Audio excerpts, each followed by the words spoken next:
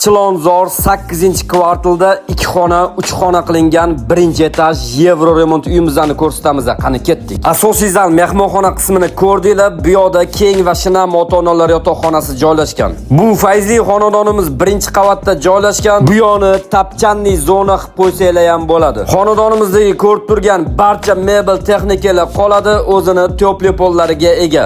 Uyimizning umumiy maydoni 48 kvadrat metrdan iborat. Kirush prixoshkamizni ko'rdinglar. Bu yoqda o'zini alohida sanuzel qismi joylashgan. Sovg'asiga mana bu ajoyib kir mashinasi. Uyimiz yoqqan bo'lsa, videoga like bosib qo'yishni unutmanglar. Hammamizga shunaqa uylar nasib qilsin. Bonusiga mana bu ajoyib konditsioneri. Bu 3-xonani bolalar yotoqxonasi sifatida foydalansanglar bo'ladi. Uyimiz 1-qavatda joylashgan, o'zini agorod va podvallariga ega. Choy ichib o'tirish uchun stol shart-sharoitlar qilib qo'yilgan.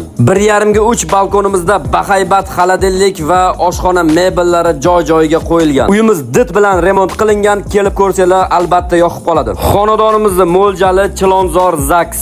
Ovqat qilganinglarda yog' hidi chiqmasligi uchun mana bunaqa razvojnoy eshiklardan foydalanilgan. Uyimiz